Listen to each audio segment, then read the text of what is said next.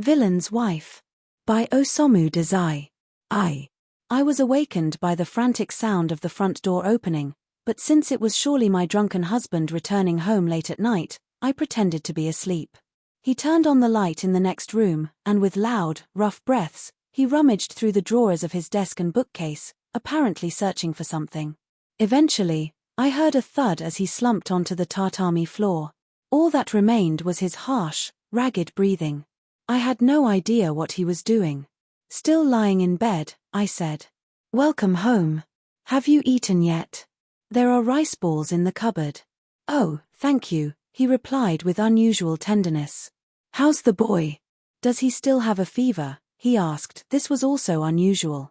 Our son would be 4 next year, but perhaps due to malnutrition, or maybe because of my husband's alcoholism, or some other illness, he was much smaller than other children his age. He could barely walk steadily, and his vocabulary consisted mostly of and aya. I sometimes wondered if he was mentally deficient. I once took him to the public bath and, holding him naked in my arms, was struck by how small, ugly, and thin he was. I felt so wretched that I burst into tears in front of everyone. He frequently had diarrhea and fevers, and since his father was hardly ever home, I didn't know what he thought of his own son. Even when I told him, "The boy has a fever," he would just say, "Oh, is that so? You should take him to the doctor," and hurriedly put on his hari and go out somewhere. But since we had no money, I couldn't take him to the doctor. All I could do was lie next to him and silently stroke his head. However, for some reason, he was incredibly kind that night, even asking about our son's fever, which was unusual. Instead of feeling happy, a dreadful premonition sent chills down my spine. I didn't know how to respond and remained silent.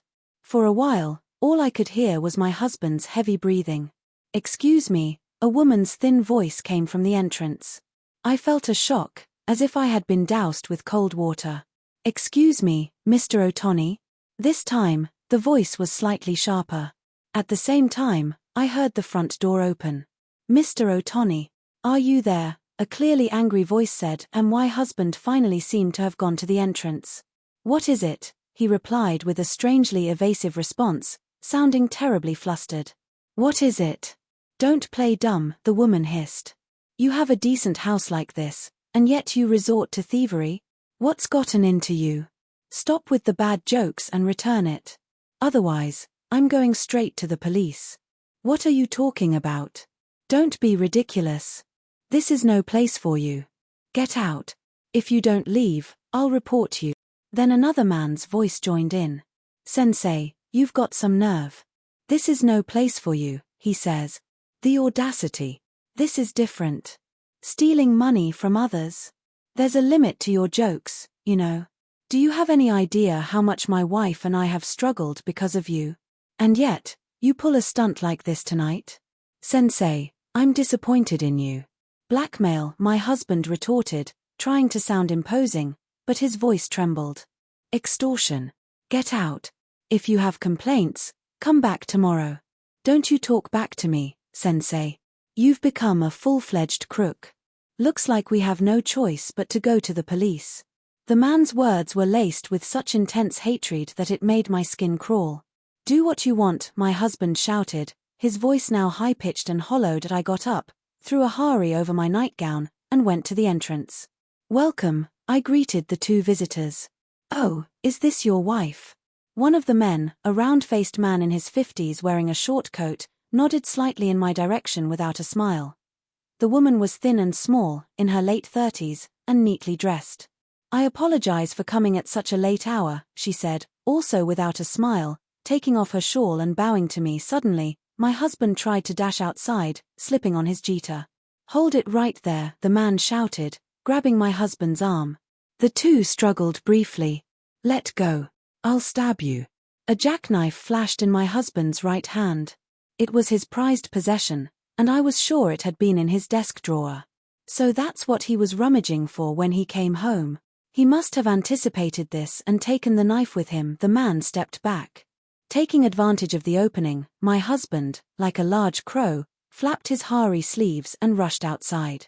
"Thief!" the man yelled and was about to run after him, but I stepped onto the earthen floor in my bare feet, grabbed him, and held him back. Please, stop. I don't want either of you to get hurt. I'll take care of everything, I said. The woman beside him added, That's right, dear. He has a knife and is like a madman. You never know what he might do. Damn it. The police it is. I can't take this anymore, the man muttered to himself, staring blankly into the darkness outside. But all the strength seemed to have drained from his body.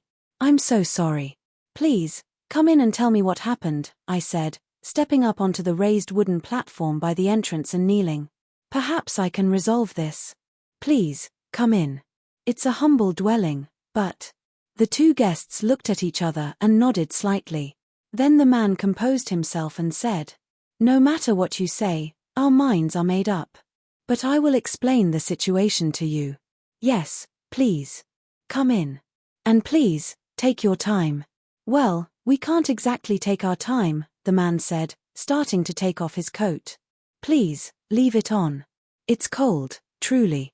Please, I insist. We don't have any heating inside. Then, excuse my informality. Please, and you too, madam, please leave your shawl on. The man entered first, followed by the woman, into my husband's 6 tatami room.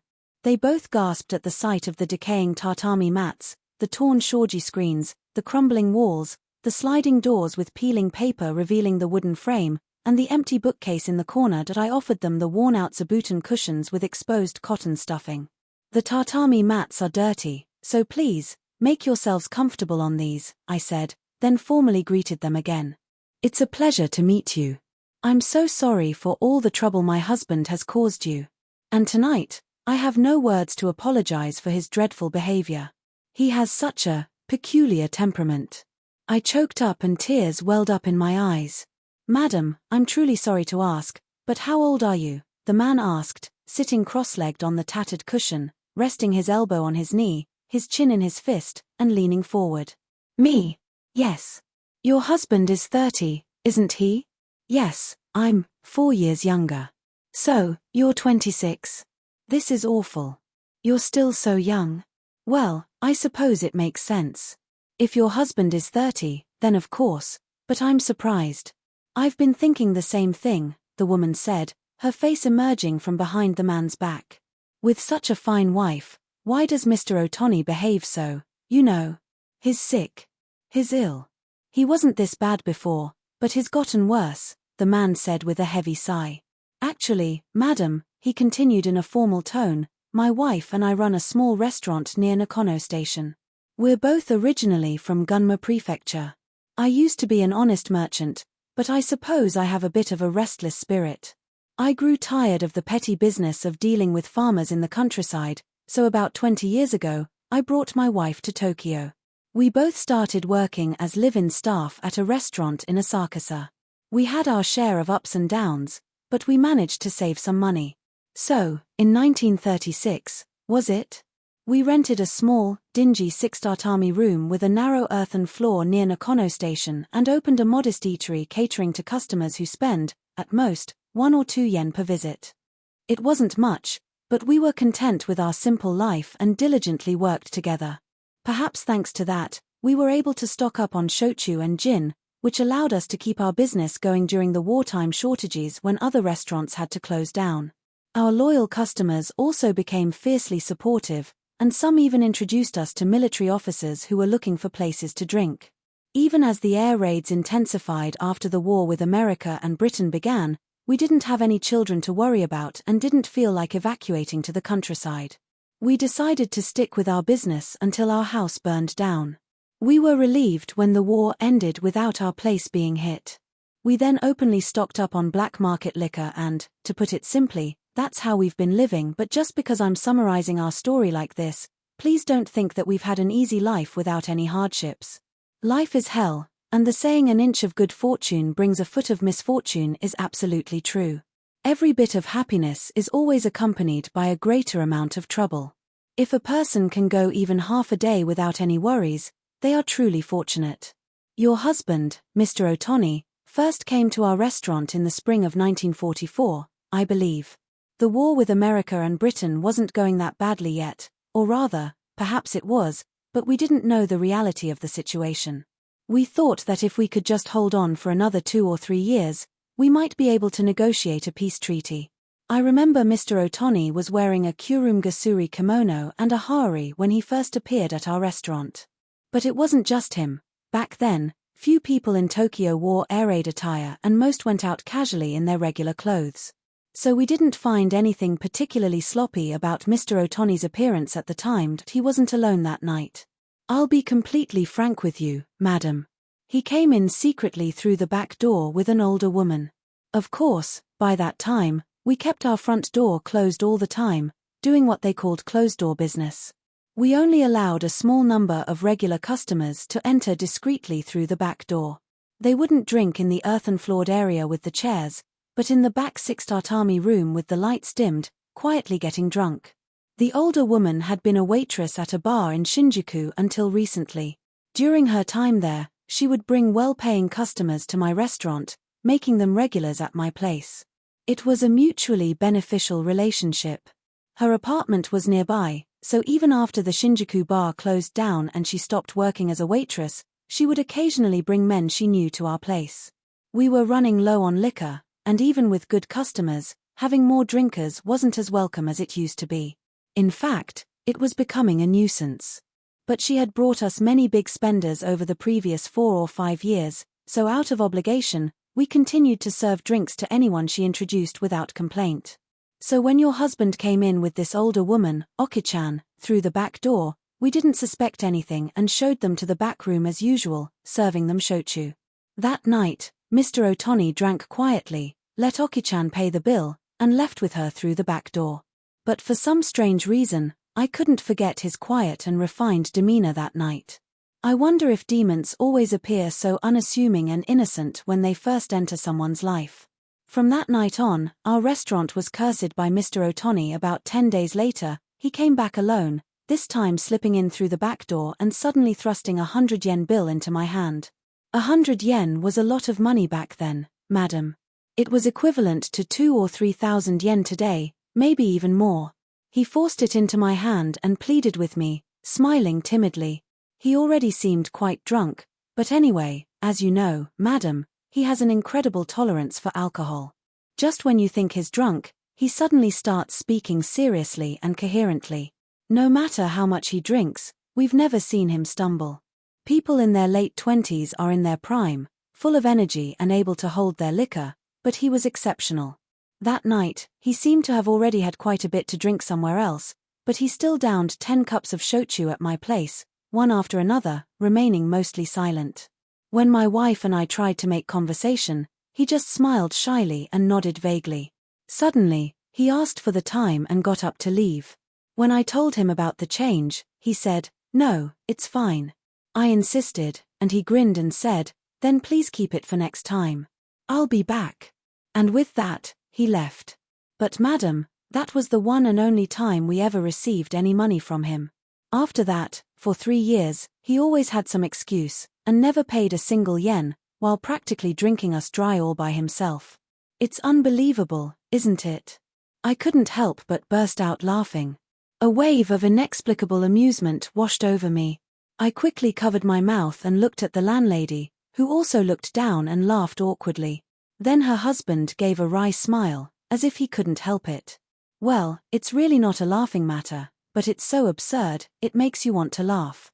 Honestly, if he used that kind of talent in a more constructive way, he could become a minister, a scholar, anything.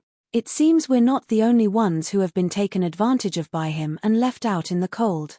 Take Oki-chan, for example. After meeting Mr. Otani, she lost her good patron, her money, and her clothes. Now she lives like a beggar in a dirty, single room in a tenement house. When she first met Mr. Otani, she was infatuated with him and boasted about him to us. "He's from a distinguished family," she'd say.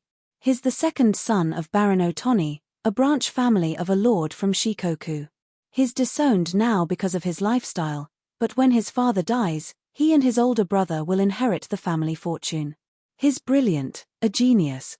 He wrote a book at 21 that's even better than the one written by that great genius, Takuboku Ishikawa. He's written more than 10 books since then, and despite his young age, he's considered Japan's best poet. On top of that, he's a scholar, having gone to Gakushuin, First High School, and Tokyo Imperial University. He speaks German and French.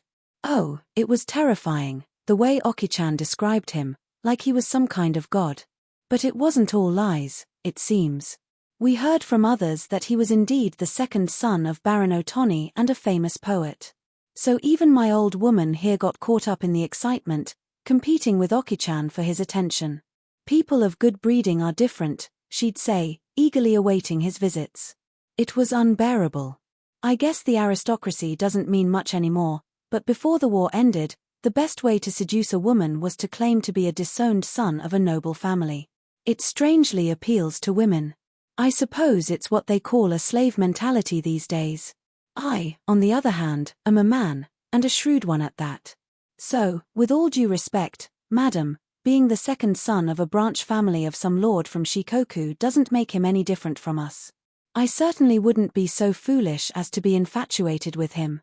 But still, there's something about that sensei that makes him hard to refuse. Even when I'm determined not to serve him any more alcohol, no matter how much he begs, he appears at the most unexpected times, looking like a hunted man, and when he finally arrives at our place, he seems so relieved that I end up giving in and serving him.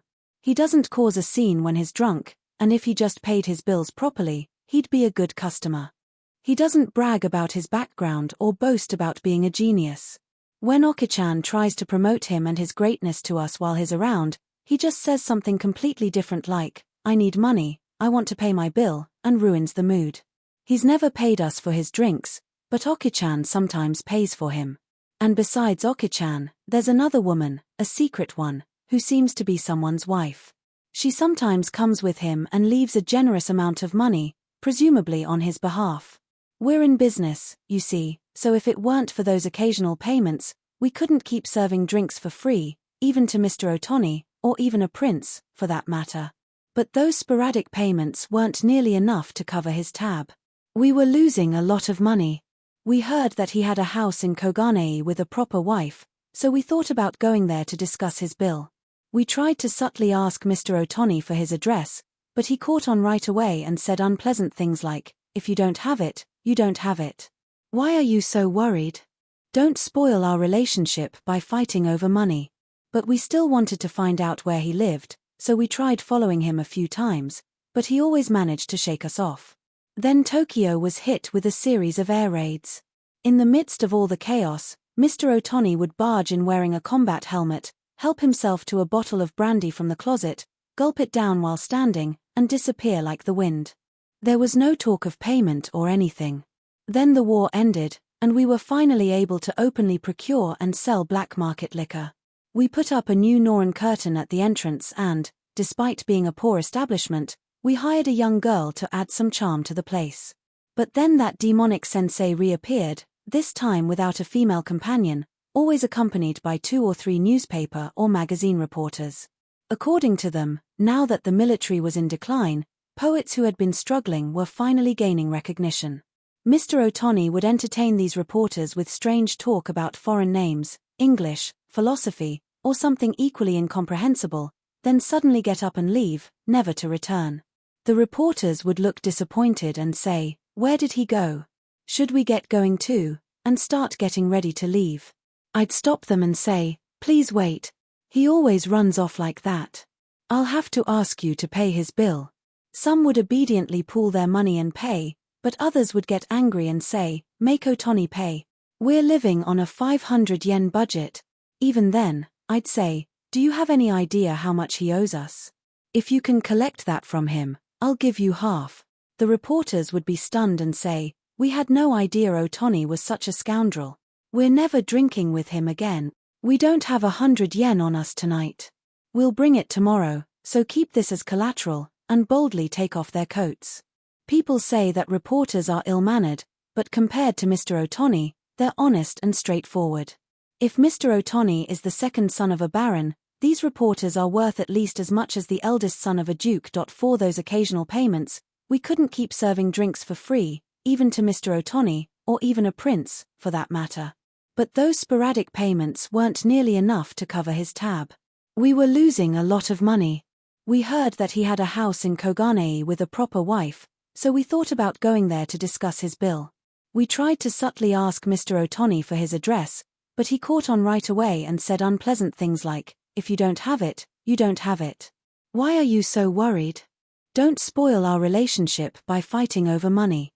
But we still wanted to find out where he lived, so we tried following him a few times, but he always managed to shake us off. Then Tokyo was hit with a series of air raids. In the midst of all the chaos, Mr. Otani would barge in wearing a combat helmet, help himself to a bottle of brandy from the closet, gulp it down while standing, and disappear like the wind. There was no talk of payment or anything. Then the war ended, and we were finally able to openly procure and sell black market liquor. We put up a new Noren curtain at the entrance and, despite being a poor establishment, we hired a young girl to add some charm to the place. But then that demonic sensei reappeared, this time without a female companion, always accompanied by 2 or 3 newspaper or magazine reporters. According to them, now that the military was in decline, poets who had been struggling were finally gaining recognition. Mr. Otani would entertain these reporters with strange talk about foreign names, English, philosophy, or something equally incomprehensible, then suddenly get up and leave, never to return. The reporters would look disappointed and say, "Where did he go? Should we get going too?" and start getting ready to leave. I'd stop them and say, "Please wait. He always runs off like that.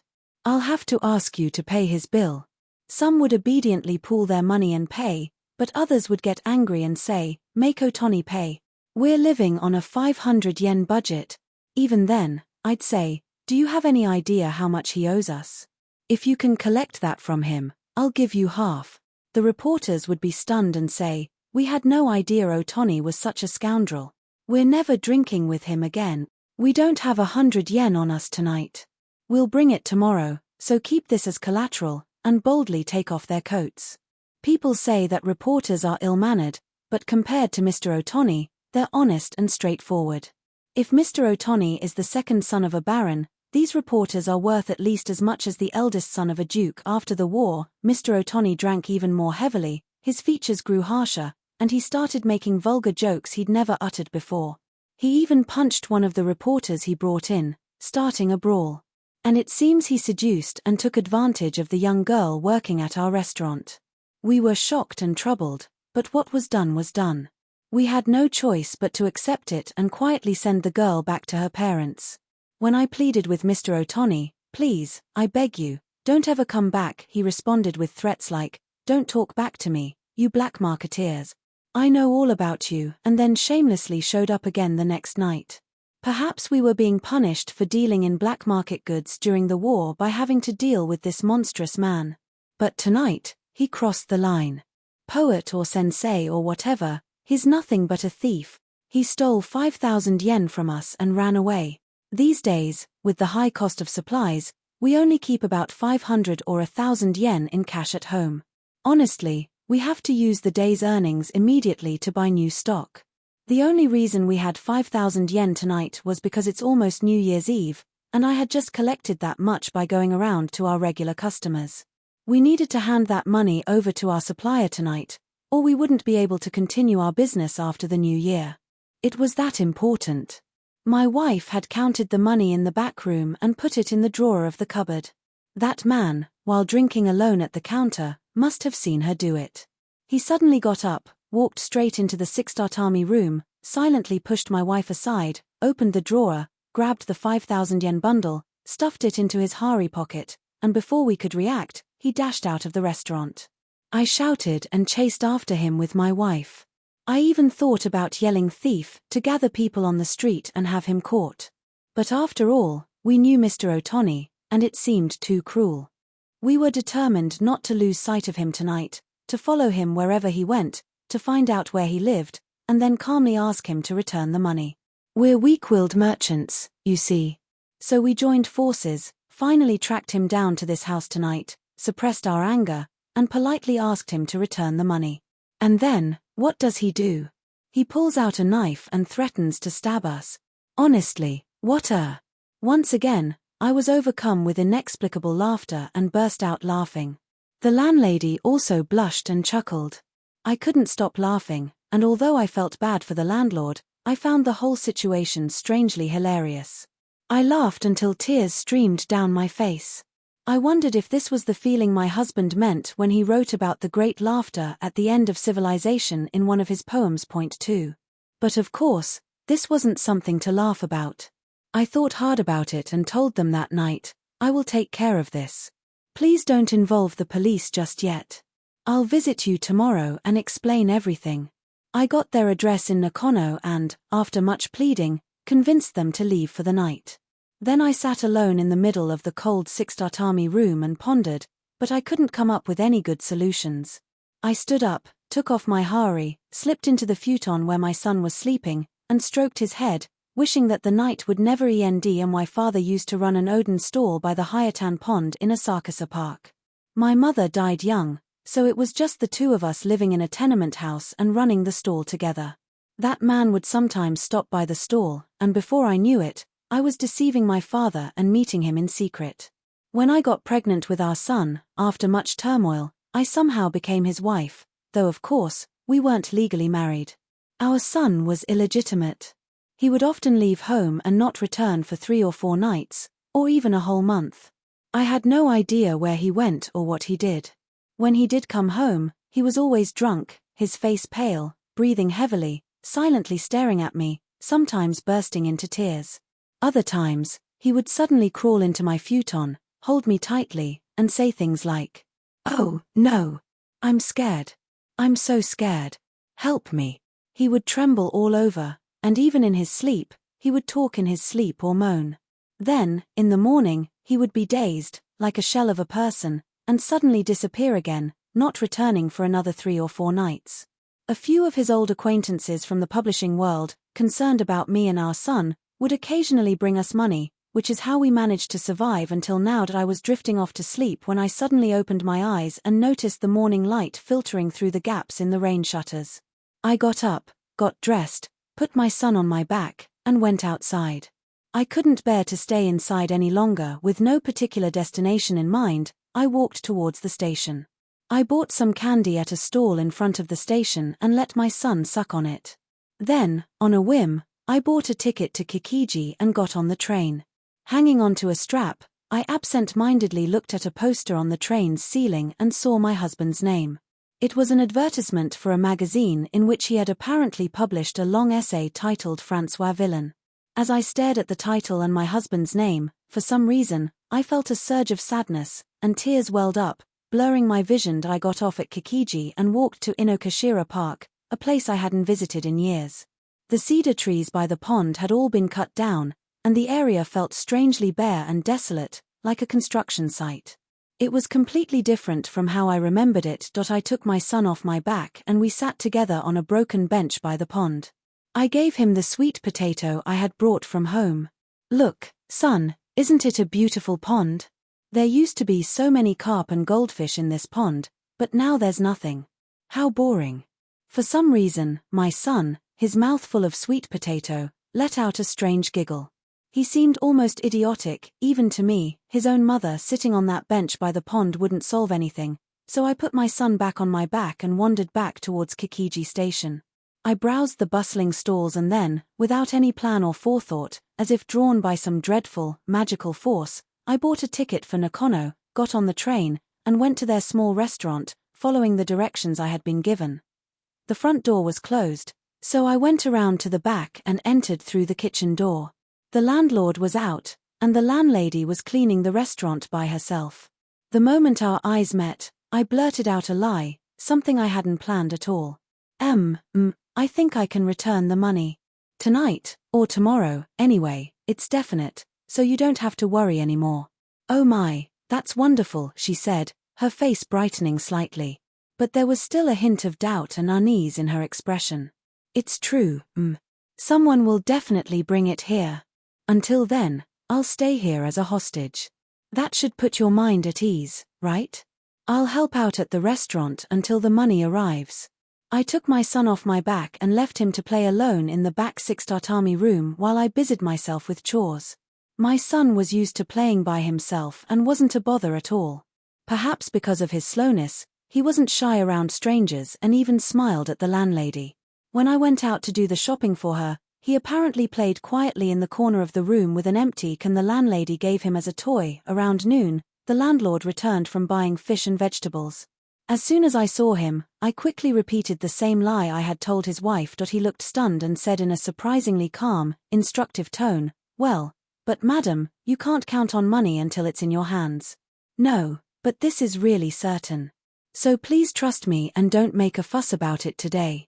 I'll be helping out here until then." "Well, if the money comes back, then that's all that matters," the landlord muttered to himself. "After all, there are only 5 or 6 days left this year." "Yes, that's exactly why. Oh, we have customers. Welcome," I said with a smile to the 3 workmen who had just entered the restaurant. Then, in a lower voice, I said, "Excuse me. Could you lend me an apron?" "Whoa, they hired a beauty. This is amazing," one of the customers exclaimed. "Don't tempt her," the landlord said, his tone suggesting he wasn't entirely joking. "She's here as collateral." "$1 million racehorse, is she?" another customer quipped with a vulgar laugh. "Even racehorses are worth half the price if they're female," I retorted, keeping up the banter as I warmed their sake. "Don't sell yourself short. From now on, in Japan, even horses and dogs have equal rights," the youngest customer shouted. "Hey, miss, I've fallen for you. Love at first sight. But, you have a kid, don't you?" "No," the landlady said, emerging from the back with my son in her arms. "This is a child we recently took in from a relative. We finally have an heir. And money too," one of the customers teased. The landlord replied seriously, "And a mistress, and debt," he muttered, then suddenly changed his tone. "What can I get you? Shall I make a hot pot?" he asked the customers. A tea. That moment, I realized something. "So that's how it is," I nodded to myself, and casually carried a sake decanter to the customers. That day happened to be Christmas Eve, and perhaps because of that, customers came and went in an endless stream. I hadn't eaten anything since morning, but maybe because my mind was preoccupied, I declined the landlady's offer of food. I flitted about, light as a feather, serving customers. It might sound conceited, but the restaurant seemed unusually lively that day. More than a few customers asked for my name and even wanted to shake my hand, but what was I doing? I had no plan. I just smiled, responded to the customers' indecent jokes with even more vulgar retorts, and went from table to table pouring drinks. I thought that if only my body could melt away like ice cream, it would all be over. Miracles do seem to happen in this world, however rare they may be. It was a little after 9 o'clock, I believe. A man wearing a paper Christmas hat and a black mask covering the upper half of his face like Lupin entered with a beautiful, slim woman in her mid-30s. The man sat with his back to us on a stool in the corner of the earthen-floored area. I recognized him immediately. It was my thief of a husband. He didn't seem to notice me, so I pretended not to know him either and continued joking with the other customers. Then the woman sitting across from him called out, "Excuse me, miss?" "Yes," I replied, approaching their table. "Welcome. Would you like some sake?" I asked. My husband glanced at me from under his mask and looked surprised. I lightly patted his shoulder and said, "Merry Christmas, or whatever it is you say. Looks like you could still handle another bottle of sake, huh?" The woman ignored me and said with a serious expression, Miss, excuse me, but there's something I'd like to discuss with the owner of this establishment. Could you please call him over?" I went to the back where the landlord was frying something and said, "Otoni has come back. Please come and see him. But don't tell the woman with him about me. It would be embarrassing for Otoni." "So he finally showed up," the landlord said. He seemed to have half believed my lie, but he had also trusted me to some extent. He apparently assumed that my husband's return was somehow related to my presence there. "Please don't say anything about me," I repeated. "If that's what you want, I won't," he agreed readily and went out to the main area. The landlord scanned the customers, then walked straight to the table where my husband was sitting. He exchanged a few words with the elegant woman, and then the 3 of them left the restaurant together. "It's all right now. Everything is resolved," I thought, feeling a sense of relief. I impulsively grabbed the wrist of a young customer in a navy blue kajiri kimono, who looked barely 20, and said, "Let's drink, shall we? Let's drink." It's Christmas. 3. Only 30 minutes later, or maybe even less, the landlord returned alone. He came up to me and said, "Madam, thank you very much. We got the money back." "Oh, that's great. All of it?" The landlord let out a strange laugh. "Yes, at least the amount he took yesterday." "How much does he owe you in total?" "Roughly, I mean, after all the losses." 20,000 yen. "And that's all you're asking for?" "We've lost enough already. I'll pay it back." "Sir, please let me work here from tomorrow. Please. I'll work to repay you." "Huh. You're a strange one, madam." We laughed together that night. After 10 o'clock, I left the restaurant in Nakano, put my son on my back, and returned to our house in Koganei. My husband still wasn't home, but I didn't mind. I might see him again if I went back to the restaurant tomorrow. Why hadn't I thought of this before? All my past struggles were because I was foolish and hadn't come up with this brilliant idea. I used to be quite good at handling customers at my father's stall in Asakasa, so I was sure I could do well at the restaurant in Nakano. I even received nearly 500 yen in tips tonight. According to the landlord, my husband had gone to stay at an acquaintance's house last night. Then, early this morning, he went to the bar in Kyobashi run by that elegant woman and started drinking whiskey. He handed out money to the 5 girls working there, saying it was a Christmas present. Then, around noon, he had them call a taxi and went somewhere. A while later, he returned with a Christmas hat, a mask, a decorated cake, and even a turkey. He made them call people he knew and threw a big party. The madam of the bar was suspicious because he usually never had any money, so she discreetly questioned him. He calmly confessed everything about the previous night.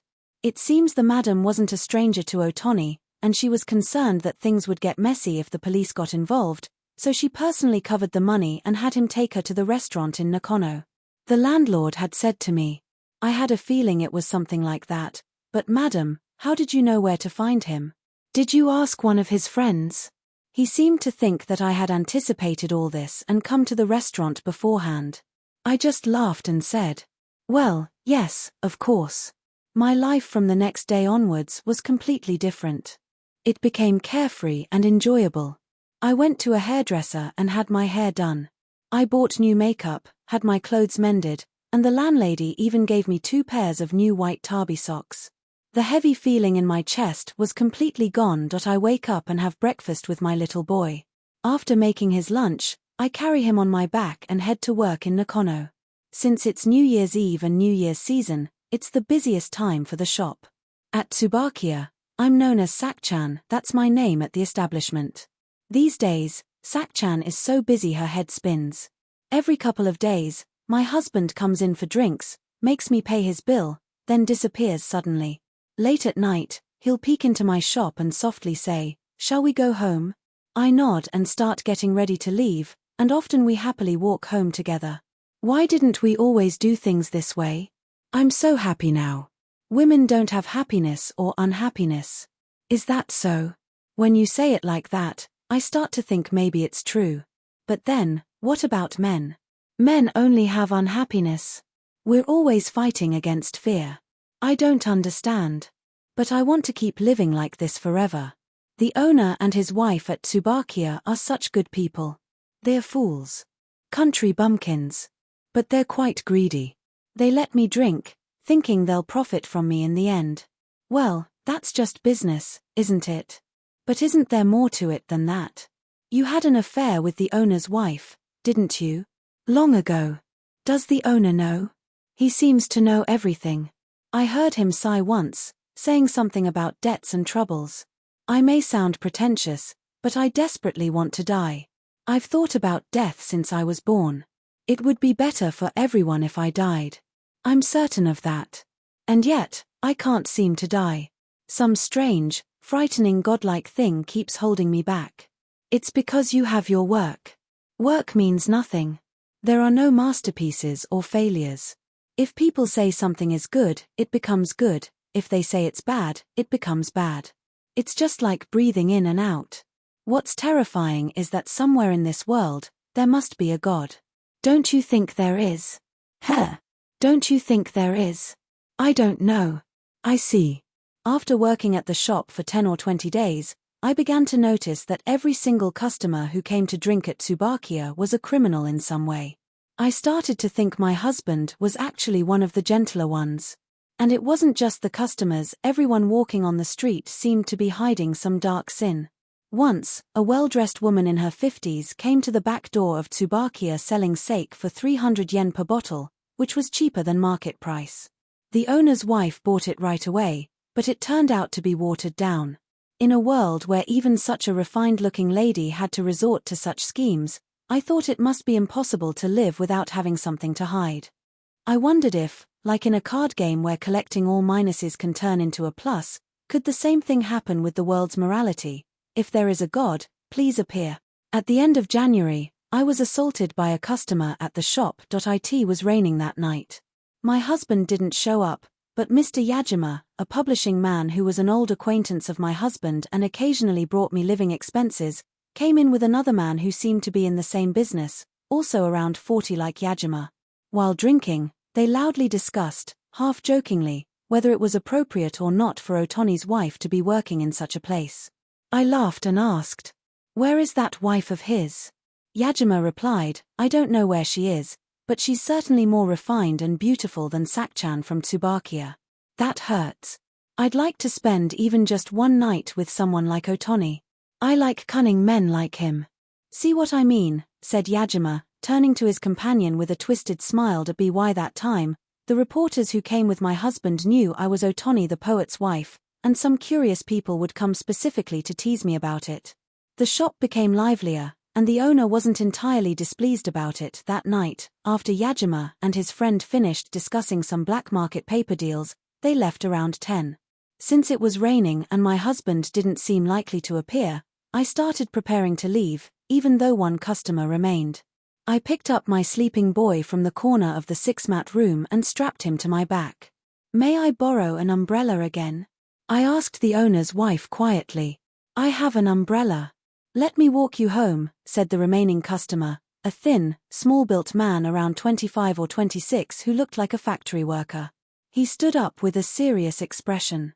This was my first time seeing him as a customer. "Oh no, please don't trouble yourself. I'm used to walking alone." "No, your home is far. I know because I'm from that area near Koganei too. Let me escort you." Please settle my bill." He had only drunk 3 bottles and didn't seem particularly drunk. We took the train together, got off at Koganei, and then walked side by side under the shared umbrella through the dark, rainy streets. The young man, who had been almost completely silent until then, began to speak hesitantly. "I know about you. You see, I'm a fan of Mr. Otoni's poetry. I write poetry too, and I've been thinking of showing some to Mr. Otoni someday. But somehow, I find him intimidating." We reached my house. "Thank you very much. See you at the shop." "Yes, goodbye." The young man walked away into the rain. Late that night, I was awakened by the sound of the front door rattling. Thinking it was my husband returning drunk as usual, I remained silent in bed. Then I heard a man's voice. "Excuse me. Mr. Otoni, excuse me." I got up, turned on the light, and went to the entrance. There was the young man from earlier, swaying so much he could barely stand. I'm sorry. After leaving, I had another drink at a street stall, and you see, my home is actually in Tachikawa.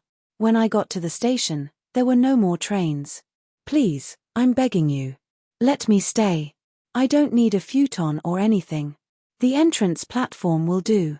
Just let me lie down until the first train in the morning. If it weren't raining, I could sleep under some eaves somewhere, but in this rain, that's impossible. Please. My husband isn't home, but if the entrance platform is okay with you, then please go ahead, I said, and brought 2 worn cushions to the platform. Thank you. Oh, I'm so drunk, he mumbled weakly, immediately lying down on the platform. By the time I returned to my bed, I could hear his loud snoring. And then, at dawn the next day, that man took me with shocking ease. That day, I went about as usual on the surface, carrying my boy on my back to work at the shop. In the earthen-floored area of the Nakono shop, my husband was sitting alone, reading a newspaper with a cup of sake on the table. The morning sunlight hitting the cup looked beautiful. Is nobody here? My husband turned to look at me and said, "No. The old man hasn't returned from purchasing stock, and the old woman was in the kitchen until just now, but she seems to be gone now. Didn't you come by last night?" I did. Lately, I can't sleep without seeing Sakchan from Tsubakia's face, so I peeked in after 10, but they told me you had just left. And then I ended up staying here. It was pouring rain. Maybe I should start staying at this shop permanently too. That would be fine. I'll do that. There's no point in keeping that house rented anymore. My husband silently returned his eyes to the newspaper and said, "Look here, they're writing bad things about me again. They call me a fake aristocratic Epicurean. That's not quite right. They should say an Epicurean who fears God instead. Look, Sakchan, here they're calling me inhuman. That's wrong, isn't it? I'll tell you now because it's in the past, but when I took that 5,000 yen from here last New Year's, it was because I wanted you and the boy to have a nice New Year's celebration for the first time in a while. It's because I'm not inhuman that I did such a thing." I wasn't particularly moved and said, "It doesn't matter if you're inhuman. As long as we're alive, that's all that matters."